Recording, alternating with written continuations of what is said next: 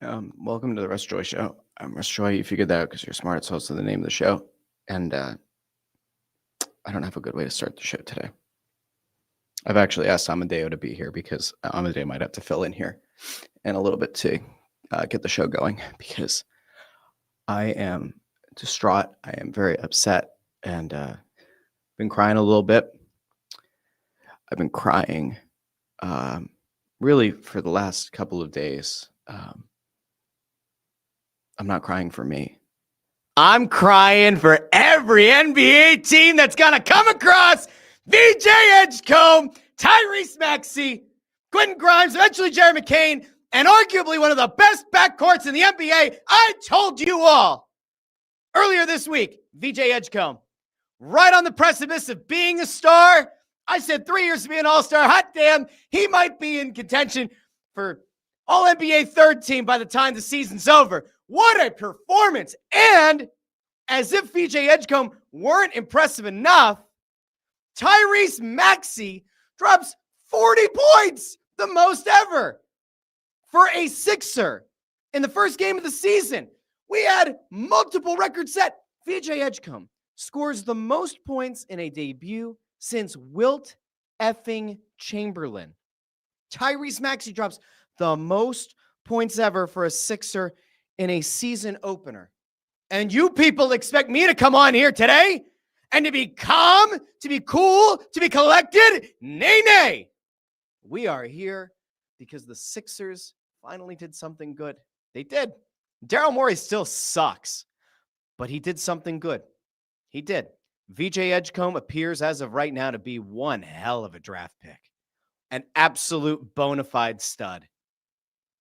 I mean, I know it's just one game, but VJ Edgecombe already has as many made three-pointers in his one game in the NBA as Ben Simmons has had in his entire NBA career, and that may come as a surprise to you, but it is true. The odd thing about it is VJ Edgecombe hit 5 threes in one game.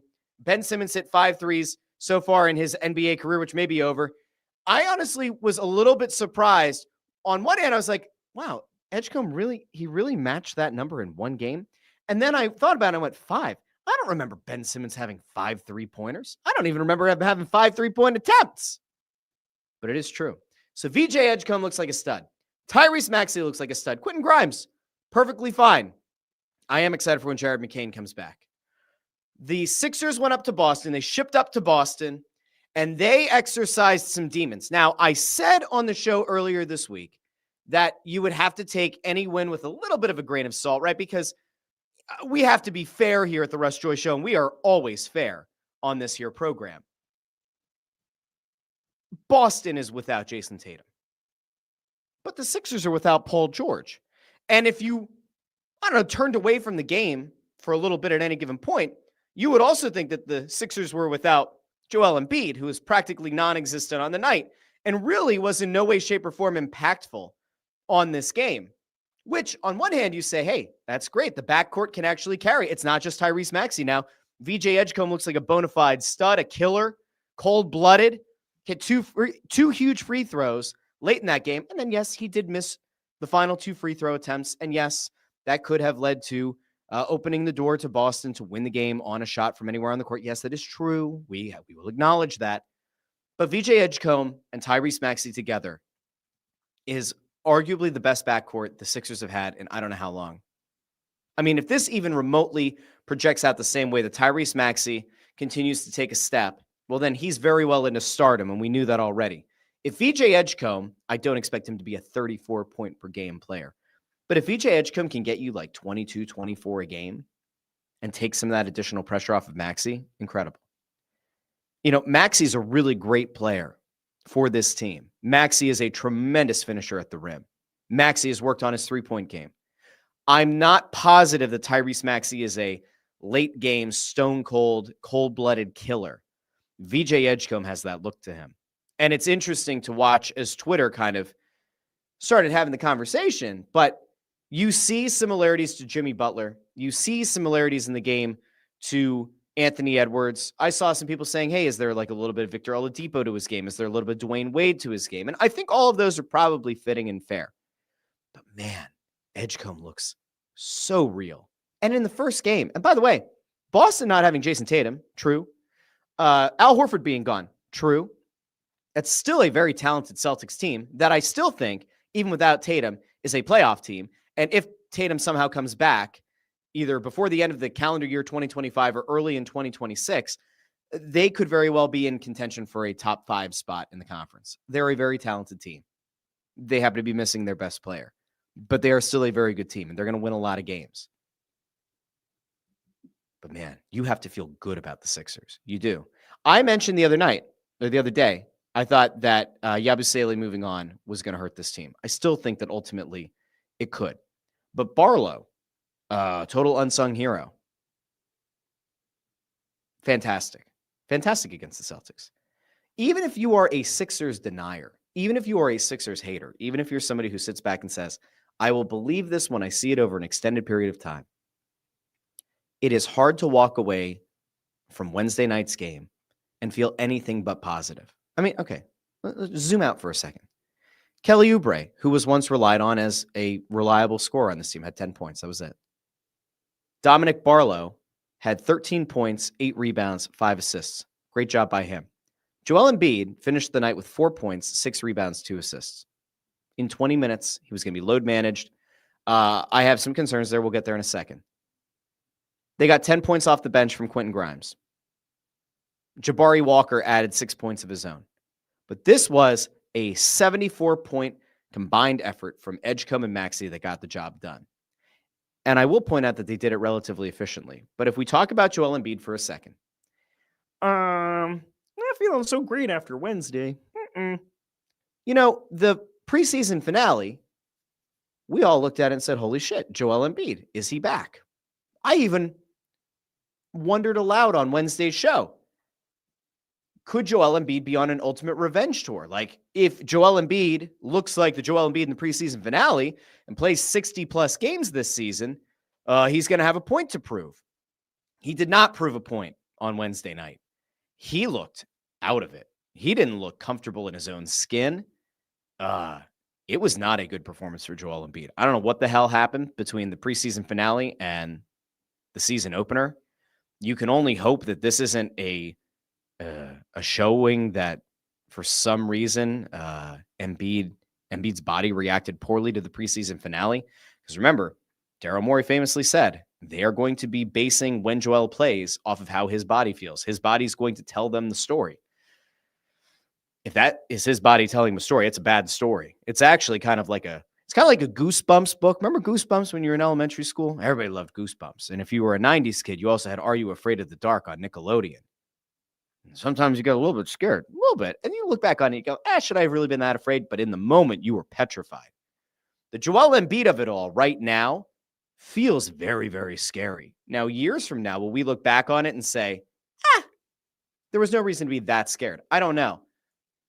I don't want to put too much into the Embiid of it all from Wednesday night, but if that's the Embiid you're going to get more often than not, then it's bad, very bad on the Joel Embiid front. The good news, of course, is that not a lot of teams have dominant centers the way that Embiid has largely been a dominant force on both ends of the court, and Joel Embiid has also been a guy that they've pretty much run the offense through whenever he's been healthy. Giving some time to this backcourt to develop and work together and hopefully rack up some wins could end up being a net positive. Oh, and by the way, if you play this one out a little bit, Paul George, if he's even moderately healthy, all of a sudden this is an even more dangerous team. Can you theoretically get through a season where Joel Embiid isn't 80% of MVP level Joel Embiid and still win a lot of games? You could. It's going to really put a lot of emphasis and a lot of focus and pressure on the guards. But if Paul George is even like remotely useful, this team could still win a lot of games in a depleted Eastern Conference. For them to reach the pinnacle of what they want and need to be, Embiid's going to have to be better than he was on Wednesday night. I'm just a little bit concerned. Like, did his body just not bounce back well from the preseason finale? Like, what was it exactly that led to him looking so uncomfortable on Wednesday night? I'm going to go out to the comments here. We have a little bit more to talk about the Sixers. The Flyers dropped a game to the Senators. We'll talk about that and Dan Vladar. Dave Dombrowski backtracked on his comments about Bryce Harper. Oh, and there's just a massively consequential scandal that has rocked the NBA. And it's not Kawhi in aspiration. We're going to get to all of that. And video guy Amadeus here. We'll be bringing him on in a second as well. Now, I do want to go out to the comments here really quick.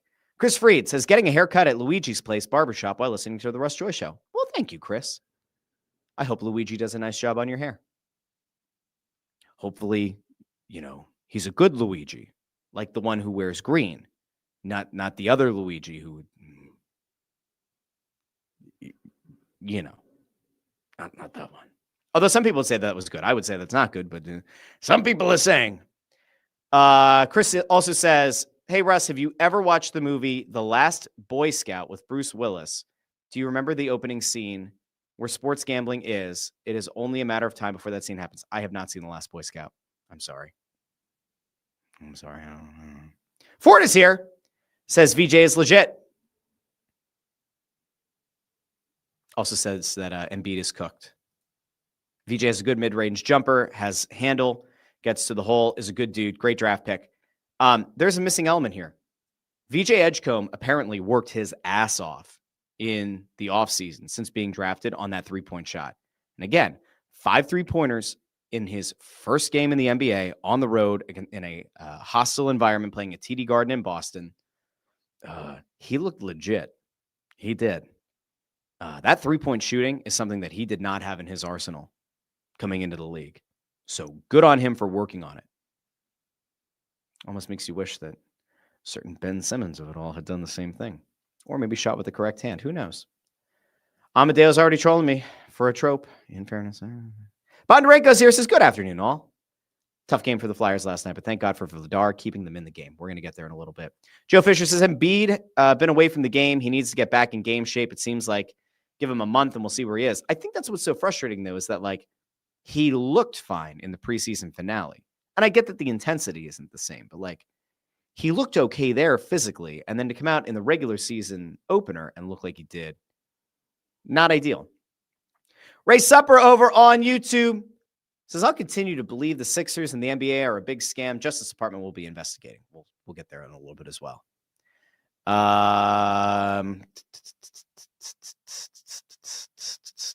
Okay. I'm going to bring video guy Amadeo on. Amadeo, how are you? Good. How are you? I'm sitting in a very awkward position. My cat's on my lap currently. I saw the cat on the table before I brought you on. Yeah, she's right here. She's very comfy right now. Oh, you can kind of see through the okay. Yeah, there she is. Hello, cat. Ammo 23 says he knows you. Hi, Dad. We've established, yeah. Papa, papi, papa. I've made it, Papa. I have made it on the show. Amadeo, first of all, did you watch the Sixers opening? Oh, yes. I actually tell you this. I stood up in front of the television for the final 2 minutes. I can't tell you the last time I did that for a Sixers game. 100% not last year because that was all pain. Mm-hmm. But that was very fun to witness. Max, it feels like we're not talking about Maxey enough either. Just a casual 40 points. Yeah. But VJ Edgecombe. Oh, see ya. There goes Cat. Bye, Cat. See ya. But VJ, man, that was special. That stud, and I can't wait to see McCain back, man. I'm not saying that I'm responsible for saying stud, but I might be responsible for saying stud. And you might. He is a bona fide all caps stud. You might like this too, because I got this in the mail today. Whoa! Is that a jersey or a jersey? Jersey. Yeah, I was gonna say. See, I think that jerseys are kind of if you're getting a hockey jersey, if you're getting a football jersey, even a baseball jersey, for the most part, they look good on just about everybody, right? Within reason, as long as your size is remotely close. If you're a 3XL dude and you're trying to squeeze into a medium, it's not great. Not great. A lot of seams tearing. But basketball jerseys don't look good on anyone. Basketball jerseys look good on the dudes who look like they should be playing on the court, and that's about it. I would have gotten one if it wasn't for, because if you look at the Sixers shop, and plus it's also ran by Fanatics, none of them are stitched. It's either really? They're just pressed on? It's screen printed or it's heat pressed. The most expensive one is heat pressed. The least expensive one is screen printed. I'm I don't like that. No. Yeah, I don't like that. Here's the thing about Maxey's game. If we go back to Tyrese. So I sound like Kate Scott now saying first names. Tyrese! Ah! So Edgecombe had 5 threes in the game. He had 13 3-point attempts, which makes you go, So half of his shots came from downtown, but he hit 5 of them. And again, you feel pretty good about it, given that he didn't have a 3-point game coming into the draft. Cool. Maxey was incredibly efficient. 7 of 9 from downtown. 13 of 24 overall on the night. 40 points. Wild. Like absolutely wild stuff. And even if you go back to the idea, and I think Nick Nurse kind of talked about it in the offseason, they don't want to have Tyrese Maxey kind of cornered in or pigeonholed into being the traditional point guard. Like he believes that Edgecombe, as he works on his handle, is going to be able to be a guy that can handle some ball handling responsibilities. And I know that I keep coming back to like the ifs and the hopes and the will it come to fruition, but like Paul George, for a guy his size, has great handle, has ball handling ability. Paul George, in theory, could be a guy as you end a quarter, maybe not the game, but as you're ending a quarter, you don't actually feel bad about Paul George having the ball in his hands in an ISO. You don't feel bad about it at all because he's not just going to be able to pop a little jumper right before the buzzer, but he's got playmaking ability as well. He can also slash. He can get to the rim. He can pop a 3 from time to time. You start to think about how dangerous this team can actually look if they are to get a Paul George back relatively healthy. And then, of course, Embiid of it all. I don't know. There's part of me that doesn't want to fall into the trope, but I think it's going to happen no matter what. You almost wonder, can Edgecombe and Maxey hit the same level if the offense has to run through Embiid? Or does Nick Nurse say, I'm more likely going to be able to bank on Maxey and Edgecombe playing night in and night out, so the offense has to run through them. And Joel is like a luxury to have. Like, where do you think they're at? I think it's more of the latter because and granted, they're playing a banged up Celtics team. They don't have Jason Tatum, but they're still a strong team nonetheless. What you saw from Maxey was basically the driver of the entire offense. Lights out from 3, driving to the rim. His playmaking was there. VJ was, we didn't expect him to be that good on day one, but also the one dunk. He had the one dunk in the first quarter that was just completely insane. And was it the alley-oop from Oubre, I believe it was, where he was basically completely under the basket, almost out of bounds. It looked like he was past the rim and still managed to pull himself all the way back. Yeah. So those two were the complete driving forces of the offense with the other complementary pieces around them. And granted, Embiid was not good. But I do think it works to the benefit of Embiid if you have Maxey and Edgecombe as the driving force of the offense, to where not everything has to revolve around Embiid. Because how many years have we talked about when Joel Embiid steps off the court, everything falls apart for the Sixers? Other team goes on a major run. They can't score. They can't stop the bleeding. Last night, it really didn't feel like that. It looked like there was a little bit of sustainability, even when Joel Embiid was in his limited minutes. And granted, I don't know. We're not going to know what version of Embiid we're going to get every single night. That's just, I think, where his body is at this point. You're going to get either a broken down Embiid. You could probably get maybe flashes of what he can be and what his true talent is. I think it works to his benefit to where he doesn't have to be the main face of the offense. He doesn't have to be the driving force of the offense anymore just because of where his body is, because Maxey improves every year, and it looks like he's taking another step. Granted, it's only one game, but it's a step in the right direction. If Edgecombe plays the way that he can, what he did in game 1, granted, he's going to have his ebbs and flows. You add McCain back to the offense, and if he can continue where he left off before he got injured last year, that's a very dangerous thing for your offense, to where you don't have to rely on Embiid as much, and maybe that takes pressure off of Embiid. You have to hope so. I think if you can get to a point where Embiid is being expected to get like 15 a game, maybe 20 a game, at least to start, like get to that point the first month and a half into the season. And then as he kind of finds his legs, then maybe he does start to pick up a lot more of the scoring load like you would typically expect.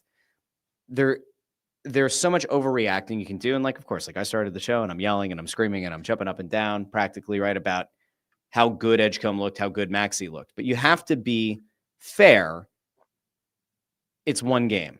Like, let's see what this looks like over the next few weeks. Like, let's see, does VJ Edgecombe continue to play at an incredibly high level that's like so far beyond a rookie that you go, this guy looks like a 27-year-old playing in this league, right? If that's where things go, then you start to feel better. Like, they've got the Hornets this weekend. That should not be much of a game.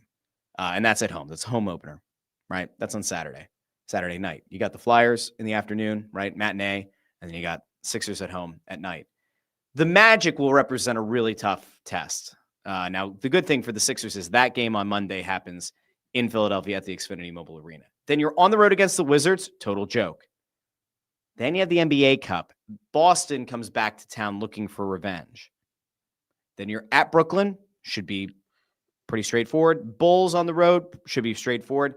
November 5th is the game everybody should probably have circled. That's Cleveland. That is the team that ended up with the best record in the Eastern Conference. That is a team that you would fully expect to be one of the best teams in the Eastern Conference this year. They have some cupcake games in the middle to kind of get Joel Embiid acclimated, to almost give him that ramp up that you're supposed to have in the preseason. If he doesn't look great coming out of, like, let's say November 2nd against the Nets, November 4th against the Bulls, well, that game against the Cavs on the 5th is going to be kind of a nightmare. I mean, they have a very strong backcourt. You have a very strong backcourt in theory. Your differentiator in that kind of matchup should be Joel Embiid, whatever he's going to look like at whatever level. So we will see. Feeling a little bit positive about these Sixers. I didn't realize they played Boston 3 times in the first month and a half. That is crazy. It's crazy. It is absolutely bananagrams. It makes no sense. There are times like when you look at schedules and you go like, did somebody take time off? Like, did somebody just like not do their job for a little bit? Like what happened when the schedule was made? That's how I feel about the Flyers schedule in the first 3 months with all the home games. Yeah, so that's actually, what a great transition. Let's get to the Flyers, because last night, Tyson Forster scores a goal about 30 seconds into the game on the road against Claude Giroux and the Ottawa Senators. And you go, yo, Dan Vladar's back in net. Darth Vladar, shirts available now at shop.snowthegoalie.com. And you say to yourself, man, what a great start on the road, continuing that momentum coming off a 5-2 win against the Kraken. And you go, yo, could they make it 3 straight wins? Vladar in net, looking great. Where do we go from here? They failed to score for the remaining 59 minutes and 30 seconds or so. I mean, they had a few opportunities, but like the power play didn't look particularly good. All of the positivity that I came out of feeling against the Kraken, where you go, yo, man advantage, delayed penalties. The power play itself looked a lot better. Puck movement looked a lot better at home against Seattle on Monday. Thursday night's game almost looked like the Rocky Thompson horror show on the power play. Like the puck was not moving. The offense looks stagnant. And then Rick Tocchet comes out post-game and essentially says, look, we got to be willing to play in the middle of the ice. We got to be willing to have an interior game. We were settling too much for being on the outside. There are a lot of guys to be disappointed with. But interestingly enough, the one guy that you don't walk away feeling disappointed in, once again, is Dan Vladar, who once again holds the opposition to a mere 2 goals, which I don't mean to do this every show, but we probably will for now. He's now got the 3rd highest, or the 3rd lowest, I guess, 3rd best goals against average in the entire NHL at 1.81 goals allowed per game. 3rd in the league. He is now tied for the 4th highest save percentage at .932. I get it. You're not going to win every game. I understand that. This team will be out-talented on some nights. They should not be outworked on any night, right? Talent beats hard work hard work beats talent when talent doesn't work. The Flyers should still be able to jump on teams that are on paper better teams, because it's a combination of a lot of things. It could be travel, could be if a team's been on the road for a while, it could be a team is rusty, and certainly it could be that a team looks at the Flyers and they say, what a joke. Easy game, cupcake game. They don't take it as seriously, and you can jump on them early. I don't look at Ottawa as like some particularly talented or skilled team. I don't look at them as being a cup contender. I don't look at them as even being like a top half of the Eastern Conference team. It's a Claude Giroux team after all. They're not going to be particularly good, but you can't sleep on them. You can't score 30 seconds in and then say, all right, we're good. We're good. We're happy. What did you see? When I look at the power play, and specifically from and this is actually not just specifically from last night. This is just the first so many games that I've seen. They don't have a defenseman that shoots from the point. The defenseman refused to, and I'm telling the defenseman every time you got it on the point, you got to shoot the puck. Yeah. Drysdale doesn't shoot the puck whenever Sanheim or York that's on the second unit, whenever they mix and match there, none of those guys shoot it from the point. Actually, York was the only one that shot it from the point, and those resulted in the goal against Seattle, which is the tip in from Forrester and Cates. But basically what Tocchet said, they try to keep everything to the outside. They really don't try to go inside to the slot or anything like that. And every time they do elect to shoot, it's either deflected, it's blocked, puck never goes through. And they also just never win the faceoff on the power play. Every time, lose the faceoff, puck out of the zone, and then it's the ugly transition into the offensive zone, which they've struggled at for years. It's crazy. Yeah. And then just for the things that I did take positively from last night is Michkov obviously getting the chances that he did get. Breakaway coming out of the penalty box. The point-blank chance that he had in the slot in that second period off of the pass. I believe it was from Zegras, or it was actually from Drysdale that made a good play on that, actually. And I'm not sure if a defenseman got a stick on there. I'm not sure if Michkov just completely missed the net. It was a weird thing to where it's just like, wow, he just completely missed the net. But I'm like, okay, it is a good thing that he's getting those chances, because if he continues to get those chances night in and night out, he's eventually going to cash in on those. But it's also like, come on, man, I need you to score, man. I need you to cash in when you do get those chances. And I do sense that there is, because me and you obviously we're on Twitter too much, and Flyers fans obviously really frustrated with Michkov right now that he's not scoring, that he's not cashing in. And everyone likes to point out, oh, look at these other players around the league. Look at these young guys around the league. All these young guys are scoring. Michkov's not scoring. Come on. Can't be traditional Flyers here. Can someone just break out? And I could understand the frustration on that standpoint. I think that there's just a part of me that has not put my neck out on the line about this being a playoff team that then gets like frustrated anytime this team underwhelms. But there is a part of me that is frustrated because he put his neck out on the line and saying that this is going to be a playoff team, and then the team underwhelms. I mean, like it is very frustrating when you watch this team and you say, like, look, on aggregate, the talent might not be there. Even if you line players up, player for player, against the opposition, you say the other team is more talented. I don't think that Ottawa team is particularly good. And so, like, I don't look at that Ottawa team without Tkachuk and say, oh, yeah, this is a significantly better team. Now, if you have Tkachuk, then sure, it's a different conversation, right? But, like, that Ottawa team isn't that good. Not being able to score more than one goal is totally unacceptable. I don't give a shit if you are a team that's coming off of being one of the worst in the NHL, a lottery team a season ago. I don't care. One goal is unacceptable, and I get it. There are even great teams in this league that get held to one goal. There are great teams that get shut out. There are teams that get held to 2 goals or less in a 3-game stretch. I get it. But it's so frustrating. It doesn't make it any less frustrating. But Vladar, can we just have a moment? Just take a very quick second. Dan Vladar continues to be the revelation of the season so far. And again, I totally understand. It is incredibly early.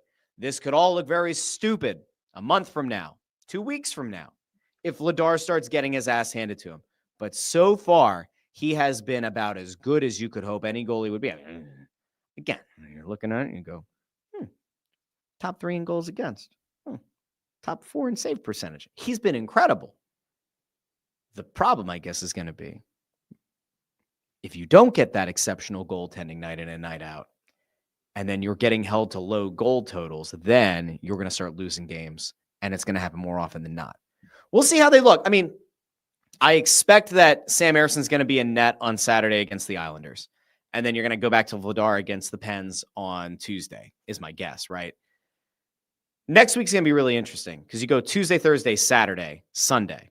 So, like, Erson is going to get some starts. Again, I think he'll start against the Islanders, go back to Vladar. I wouldn't be surprised if they flip-flop back to Ersson against the Preds and then play Vladar in an in-conference game against the Maple Leafs that Saturday. And then on the second half of the back-to-back, maybe you go back to Ersson. Perhaps you go, I can't imagine they're going to go 3 straight to Vladar. Pens on Tuesday, Predators Thursday, Maple Leafs Saturday.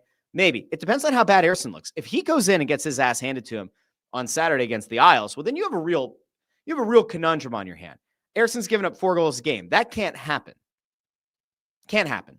So if it happens again against the Islanders, I'm not saying that you start like pressing the emergency button and you go, oh, well, Alexei Kolosov's having himself a nice time down in the AHL. Oh, Carson Bjarnes is having a nice time.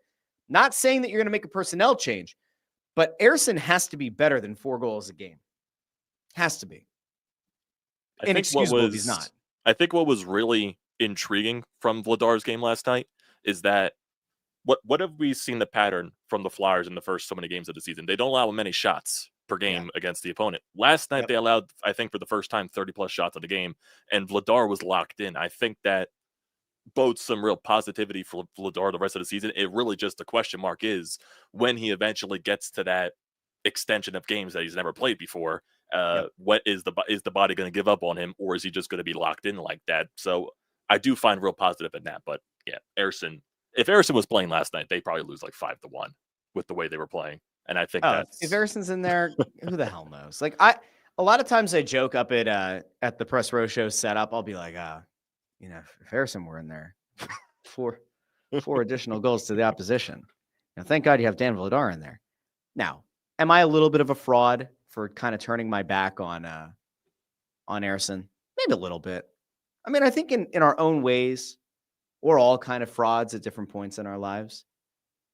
I did think that Ersson was going to be a much better goalie than he's turned out to be, at least so far. I hope he can get his head back on straight. Because, ultimately, Vladar can play really, really well. He can even regress to being like a league average or slightly above league average goaltender. But if that's all he ends up being, and then the guy who comes in and fills in the other games is dog doo-doo, the Flyers have no upside. So you got to hope, if you're the Flyers, Ersson gets his head on straight. Vladar continues to play strongly. Maybe not as strongly, but play strongly. I'm going to really quick go out to JH here. He says, no alerts today, but I made it. Do me a favor, because this happens sometimes. The YouTube. Why does the YouTube do this? If you haven't already hit the little bell to get notified whenever the videos go live, you should do that. And JH, you might have already done that. But if you haven't, make sure you ring the bell to get notified whenever the show goes live. I actually get, it's pretty funny. On the analytics side of YouTube, they give you all kinds of data points about like who's watching your stuff, how long do people stay on the shows, how long do they watch for. And there's like a whole thing about the audience, not the demographics of the audience, but like the audience itself of like where they come from, the audience breakdown of like subscriber versus non-subscriber and all that kind of fun stuff. And like, it is actually kind of wild to me to dive into some of those numbers and see, you can actually see how many, like the percentage of viewers on the channel that have hit to subscribe to everything, or the percentage of viewers who have the notifications turned on. It's insane. I guess what I'm trying to get to is a lot of you wonderful people who are here quite often, you don't ring the bell. So how will you know if the show goes live? I don't know. Or maybe YouTube just being stupid. Whoa, don't say that. YouTube likes to flag stuff. Spotify took down my last episode of this show because they claimed there was a song at like a certain timestamp. And it was like, you've been removed from the US, Canada, Japan, and like 3 other countries. I'm like, there is no music in the show. And so then I went back and I listened to it. I had to pull it up on Apple Podcasts, and there was no music. And so I filed an appeal. And I said, there is literally no music at that timestamp. Nary a sound being played. Please advise. Or YouTube copyright striking Snow the Goalie because of the television in the background. TV in the background showing an ESPN program. We very clearly aren't trying to monetize an ESPN program that's muted off in the side in the corner. Ridiculous. Anyway, we're just trying to get through all of it, okay? Ford says, I was subscribed to all and was not getting notifications. I had to go back in and redo it. Very weird. Thank you for the heads up there, Ford. So strange. It's crazy. So strange. Crazy. K-Dub says, can't do notifications. Hate having my phone flooded with K-Dub. Then just turn off all the other notifications. The Russ Joy Show is all you need in your life. And maybe Snow the Goalie. Maybe Phightin Words. Maybe a little TTP Sports over there with Amadeo. I'm just saying, they're not there. Okay. There was one other team that made some headlines this week. So Sixers made good headlines. Flyers had some up and down headlines. But Temu.com, Mr. Rogers is back at it again. Back at it again with the white fans. Dave Dombrowski was over on Foul Territory, which I think I may have referenced at some point on the show. I couldn't remember the name of the show. But Dombrowski has backtracked on his comments about Bryce Harper and has essentially complained that he was taken out of context. His comments were misinterpreted because, you know, if there's one thing that you can guarantee in this life, it's that an executive who finally does tell you the truth, he'll backtrack. Pretty inevitably, he will backtrack. So I want to go out to Dave Dombrowski, who can't believe the comment about Bryce Harper not having an elite season, the kind of life that's taken on. Let's go out to Dave. Dave, how we doing out there, baby cakes? What's up with you? Well, and it's, of course, got a life of its own. I said so many things in a 1 hour press conference, this is the one thing that gets out there. First of all, I mean, to me, Bryce Harper is one of the best players in the game of baseball. And when I say he didn't have, they asked me, what type of year did you think he had? And I said, that is true. They did ask, what kind of year did he have? And he said it wasn't an elite year. It was a good year, but not an elite year. And then he said, can he get back to that elite level? I don't know.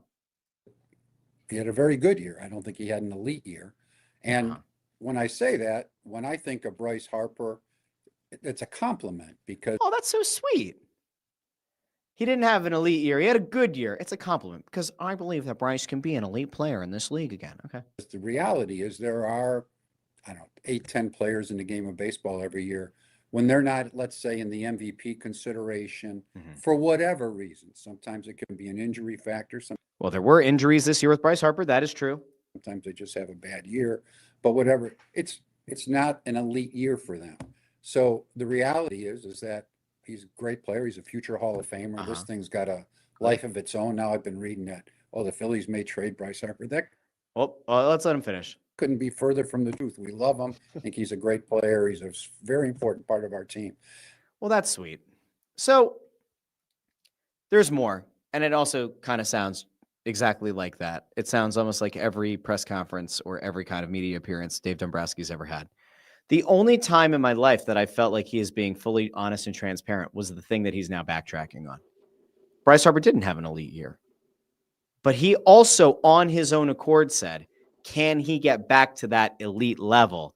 I don't know. Or I'm not sure. He's the one who, while specifying it was a good season, not a great season, opined aloud, can he get back to that elite level? I don't know. I'm not sure. Nobody, to my recollection, said, hey, Dave, do you think Bryce Harper sucks? Hey, Dave, do you think Bryce Harper can't be elite again? I don't remember anybody asking that. Dave Dombrowski on his own said, can I get back to that elite level? I don't know. I'm not sure. We'll find out. Wow. It really does sound like Owen Wilson. Wow. Wow. But like, am I crazy? Like, backtracking on it to me is like disingenuous. He was honest and he was right. Bryce Harper did have a good, not elite year. We can also see he had a shitty playoff run. Another one. Not the first time Bryce Harper hasn't shown up in the postseason for the Phillies. Historical numbers would otherwise indicate he's been a very good postseason player. I don't care about 3 years ago. I don't care about 4 years ago. I care about how he played this year. I care about how he performed last season. I really care about this year, where he was pretty much a no-show, along with the rest of the top of the lineup. That's what I care about. I don't care about your historical numbers. I care about you actually performing now. If Dombrowski really wanted to, he could have said Bryce Harper was deeply disappointing in the playoffs. We needed somebody at the top of the order to like get the job done. And when Trey couldn't and when Kyle couldn't, we would certainly hope that Bryce would be able to be the one to lead the way. And instead, Nick Castellanos, of all people, who they're actively trying to get rid of, was the one who delivered actual clutch hits. What are we doing here? Am I crazy? Am I nuts?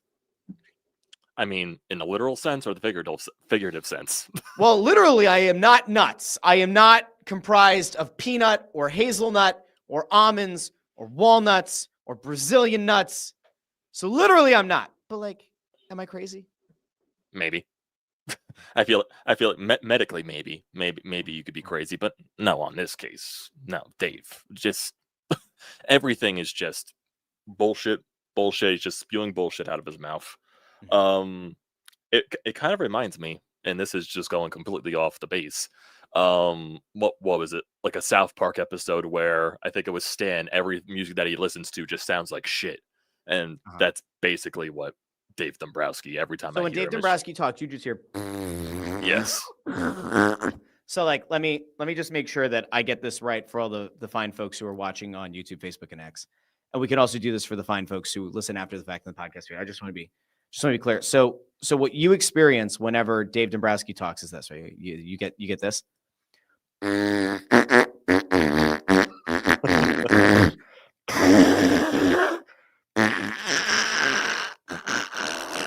Yeah. He might want to change. He might need to change those tidy whities at that point because sound like that one had a little extra something at the end of it. Or he's Charlie Brown's teacher. He could also be a Charlie Brown teacher.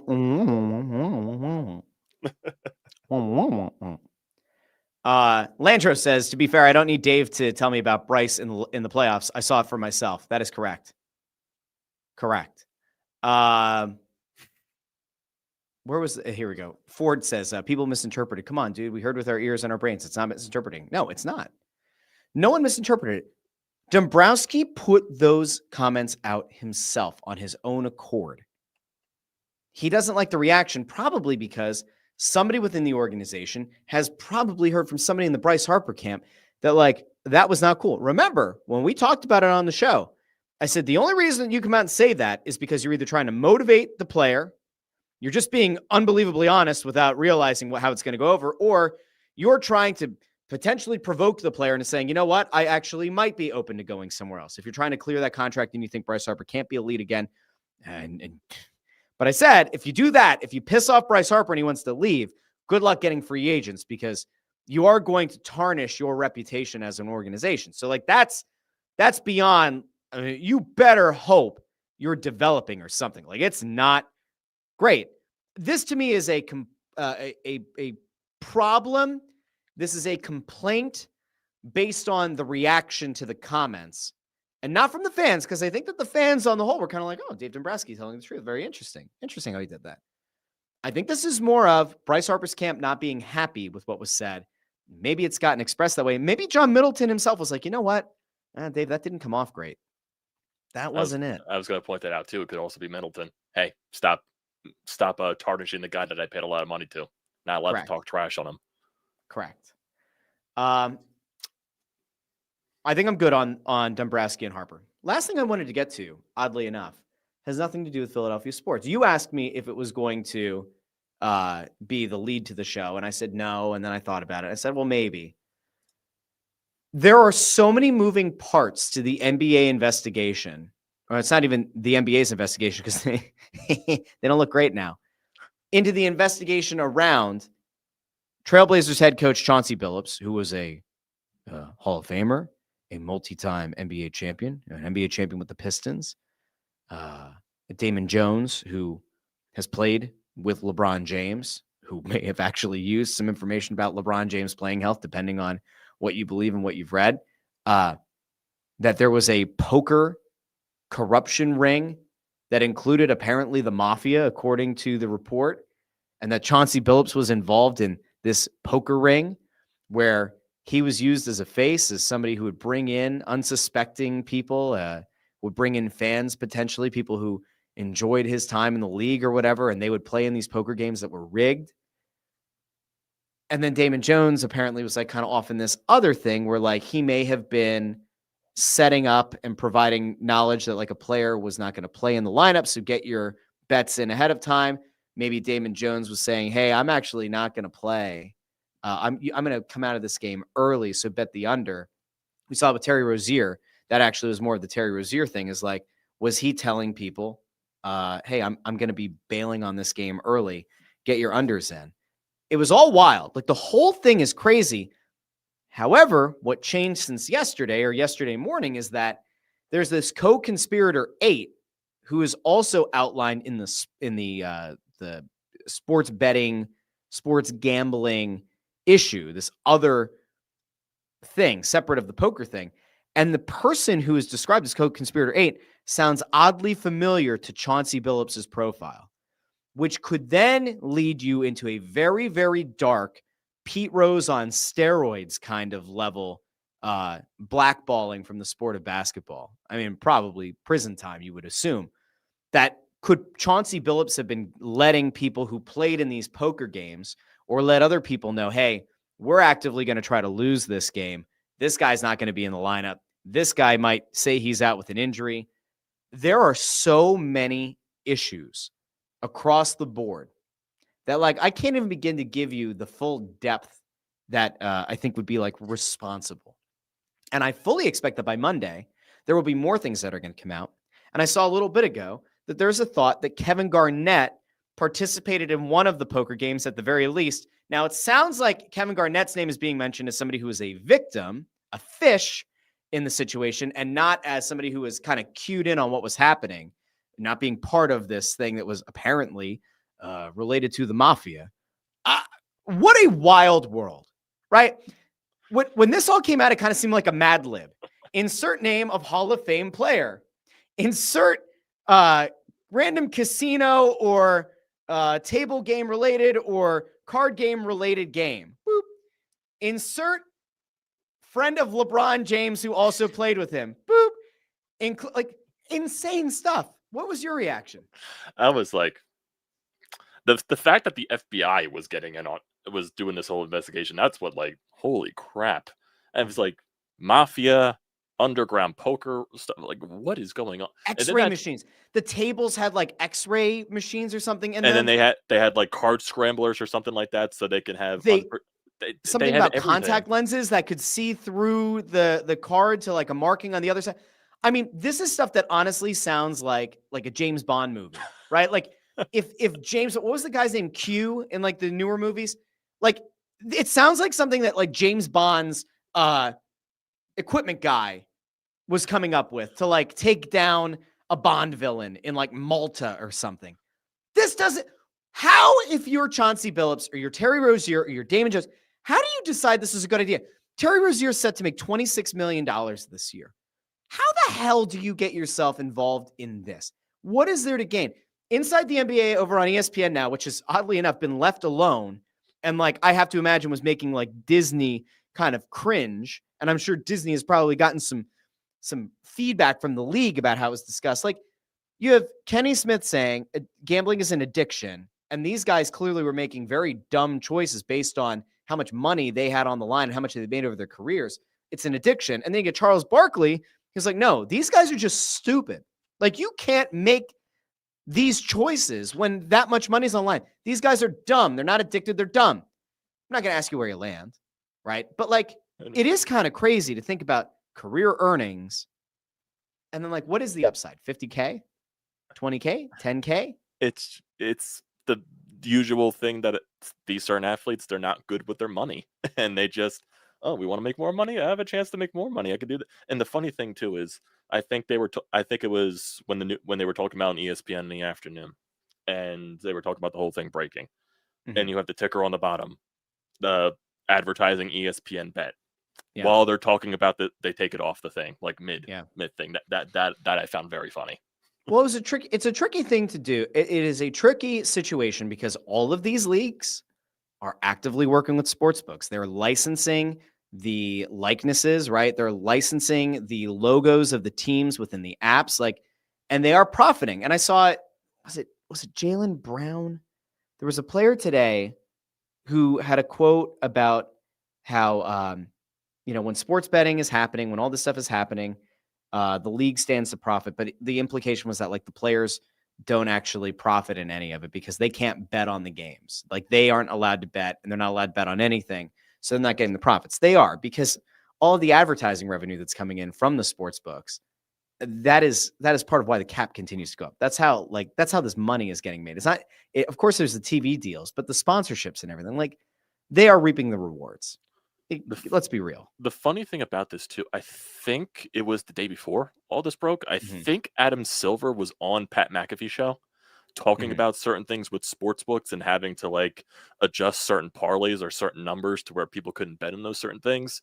I wonder if that was something like, okay, we got to prepare for this because we know this news is coming out tomorrow at some point or something. I'm sure Adam Silver knew something was Adam Silver might be having the roughest, toughest year of a commissioner in recent memory. You entered the regular season with the Kawhi Leonard aspiration Clippers thing from Pablo Torre floating out there for weeks, if not months.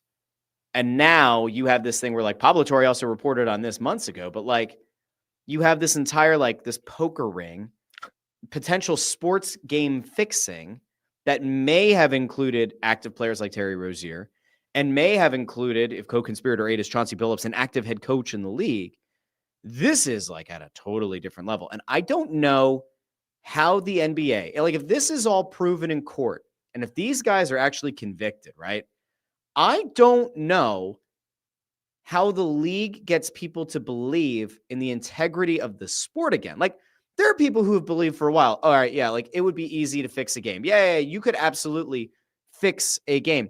The really crazy thing is that co-conspirator 8 thing, there was some kind of language used that made it sound like tanking was discussed or like not trying to win a game. And what's the thing that we always talk about in the NBA, but especially in the NHL? You say, you can't tell players to go out and lose. They won't do it. Well, there might actually be some players who are willing to. You would typically think they're guys who aren't impactful. Then again, Terry Rozier, again, set to make $26 million. If he's telling you, hey, I'm gonna pull myself out of the game, I'm going to fake an injury, or if it's Damon Jones or whoever it is, if you have a player who's like willing to do shit like that, making $26 million a year, I think anything is open for interpretation. Anything's open for discussion. If you have a head coach that has made over $100 million between his playing days and coaching days, if that guy's willing to potentially tell people, oh, this guy's going to come out of the game, or we are active, like we're trying to lose this game, or we're not trying to win this game. That is beyond just like the betting side of things. That is just beyond trying to profit. That is like it's not like an intellectually dishonest, but it's like an ethically dishonest thing. You can't have that if you're the league. And how the hell do you restore the credibility of the league? I mean, what they'll try to do is say these were bad actors, not the league as a whole. A bad or a rogue player, a rogue coach does not indicate that this is a widespread issue. But I don't know. This feels bad, right? Really, really bad. Yeah.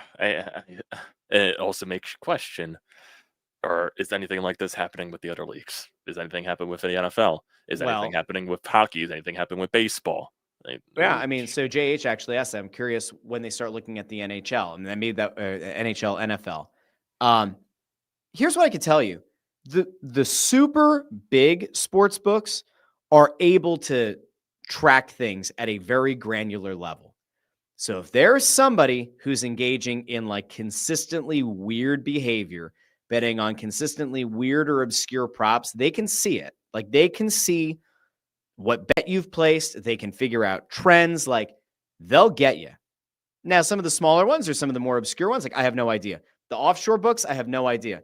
But like your big boys in the space, I would assume, and we'll find out more as the cases kind of unfold, I would assume that at least one of those books that lost money to very weird bets being placed over a extended period of time on very strange props to bet on, I would assume that at least one of those books might have cooperated with the investigation.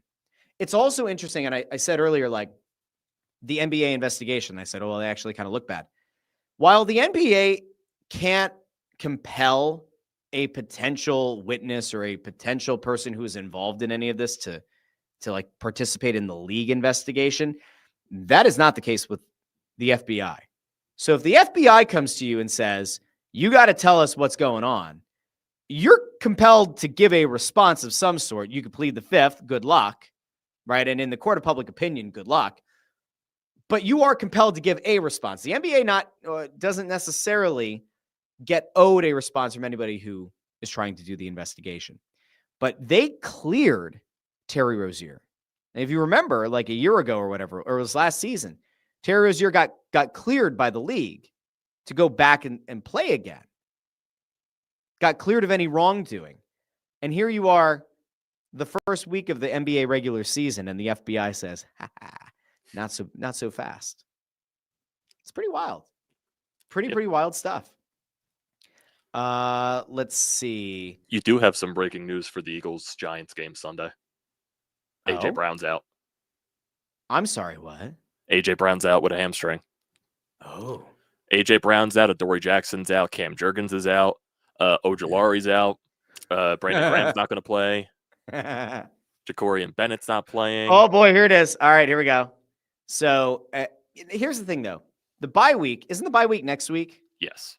Bye week's next week. So the Eagles are taking on the Giants. Now, I get that the Giants won the last time these teams played. I understand that. I'm cognizant of it. Do you necessarily need A.J. Brown to win this game against the Giants this weekend? You shouldn't. In theory. Do you need Adoree Jackson? Do you need Cam Jurgens? Ideally, you would have him. That's going to be an interesting thing on the line. Brandon Graham not playing this weekend. That's not totally surprising. Give him another week of conditioning with the bye week coming up. No reason to rush him in. I don't know. I'm not none of this freaks me out, but it does make me feel a little iffy, you know? So actually, I said Ejoma was a full participant. He's not actually part of this. He's on the injury report. He's not out. Dickerson is concerning. I know it says full participant, but Dickerson being listed, I guess from a prior injury report and being upgraded or whatever, that he's a full participant in practice. I've been worried about Dickerson this whole year. It's not so much about the ankle. It's more about the back. Yeah. And now you have Cam Jurgens out. I guess Brett Toth will be the center again. So maybe you'll see some under center snaps again. And if that happens, perhaps we'll see play action. And perhaps if that happens, we will start to wonder once again why Kevin Petula was calling almost exclusively shotgun plays. But I digress. A.J. Brown being out stinks, but I don't think it's a backbreaking thing for this team. And I know that, Ford over here is very upset that we've not talked about the Eagles game. The reason I'm not talking about the Eagles game, it's not that I don't care, because of course I care. I care when the Eagles play. I care that the Eagles have a really nice game on Sunday. I care. But here's the problem. I don't care that much about this game because it's the Giants and it's a home game. And the Eagles had better win the damn game. But to me, the bigger stories today were recapping Edgecombe's debut, mentioning that Vladar had another really good start. Dave Dombrowski, backtracked on his comments. And the NBA story is a bigger story. We will break down the Eagles game on Monday. We absolutely will. We will talk about however the Eagles do against the Giants. And if the Eagles stink up the joint on Sunday and they somehow lose another game to the Giants, I will hold their feet to the fire. But I fully expect that even with Jurgens out and even with A.J. Brown out, I think they're going to win. And I would expect them to win pretty handily. That's it. Let's see. Greg Bondarenko says, I wonder if those players will only play half the game. The players who are listed as full participant, but are supposed to play in the game. I don't know. Is it weird that once the Sixers and the Flyers start playing, my attention is divided. And so I'm not as laser focused in on every little development with the Eagles. Is that crazy? Is that just because I like to follow all of these teams? I'm not sure. You're probably the opposite of everybody in Philadelphia. When it's the Eagles prioritized every single time, and then the other two teams take the back burner. But I think it's realistic. But it's a well-rounded show here at the Russ Joy Show. We don't solely focus on one team. You talk about everything. You complain about Wawa last show. I did. Yeah, you did. You complained about Wawa. Did I complain about Wawa? Who should be complaining? Philadelphia Union fans should be complaining because the Union, who won the Supporters Shield, have their first playoff game against Chicago. They play against Chicago on Sunday. Where's the outcry? Where's the outrage? Usually there's at least one person who says, hey, how about the Union this weekend? Chicago. They're home. 5:30 start on Sunday. I expect the Union to win. The end. We'll get to see. So it's what, a best of 3 in the first round of the MLS playoffs, which I don't like, but whatever. I'm my own person. I don't understand why you play a best of 3. I like the idea of just, knockout games, but I could be crazy. Now, if you're a more talented team, which the Union are, you should be able to get through that round. If the Union do anything other than make it to MLS Cup, I'll say that the season was a disappointment. Also worth noting, if you haven't been looking at the MLS table, which I know you haven't,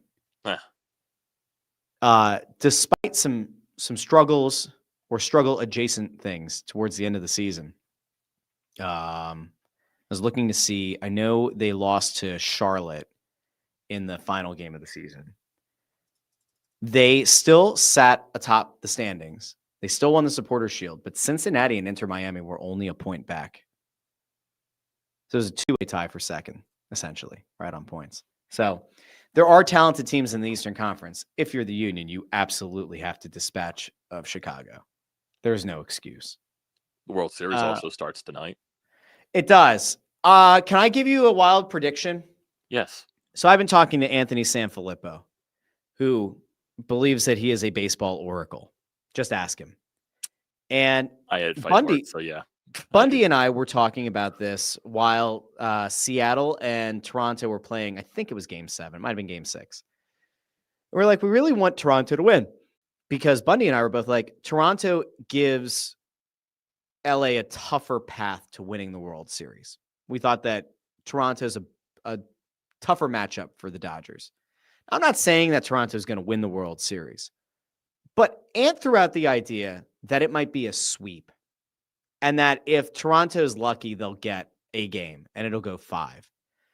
And I oddly enough feel like the Jays could force a 6th game. There is a non-zero chance it could be a 7-game series.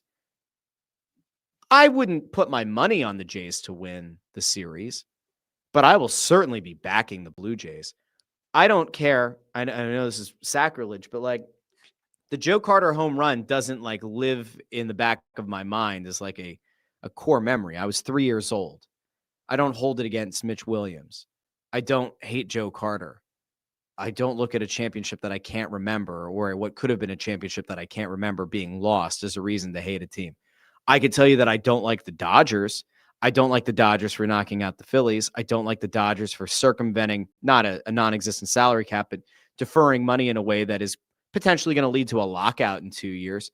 I can dislike the Dodgers for a whole lot more for a whole lot of things that they've done recently in recent memory and actively prevented the team that I support from advancing farther in the playoffs and ultimately winning.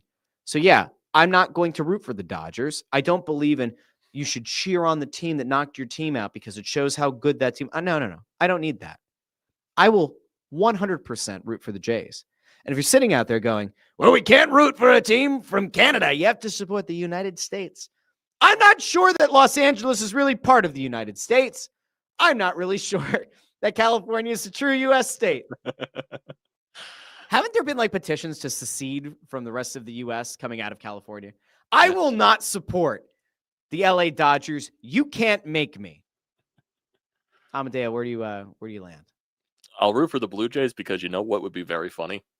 Both the Blue Jays and the Raptors winning a championship before the Maple Leafs. That is correct. That is the right way to look at it. And I also don't want the Dodgers to win because if the Dodgers win, it gives all the other teams that don't spend money a more reason to get into a lockout and complain that the Dodgers are ruining baseball. Correct. That's a good place to end. We went all over the place here on the Russ Joy Show, but that's part of the fun. I want to thank everybody who watched live on YouTube, Facebook, and X. If you haven't done so already, like the video, share the video, subscribe, ring the bell to get notified whenever the show goes live. You can also find the show in the podcast form over on Apple Podcasts, Spotify, when they don't block the show, Amazon Music, and Pandora, wherever you get your podcasts. And of course, you find all the stuff that Amadeo clips up over on short form content, over on YouTube Shorts, maybe on Facebook Reels, Instagram Reels, TikTok. If you've come across that content, follow those accounts. And of course, like the video, maybe even comment on one, maybe even share it. It's good for whatever these algorithms are that I still don't understand. I'm not really sure that anybody understands, but do us a favor. Like those videos, share those videos, and subscribe. I'll be back on Monday here on the Russ Joy Show. Until then, that's been Video Guy Amadeo. I've been Russ Joy, but you knew that already because you're smart. It's also the name of the show. Everybody have a fantastic Friday, a wonderful weekend, and I will be back on what should be a marvelous Monday following a Union and an Eagles win on Sunday. Have a great weekend, everybody. Talk to all of you very, very soon. Bye now.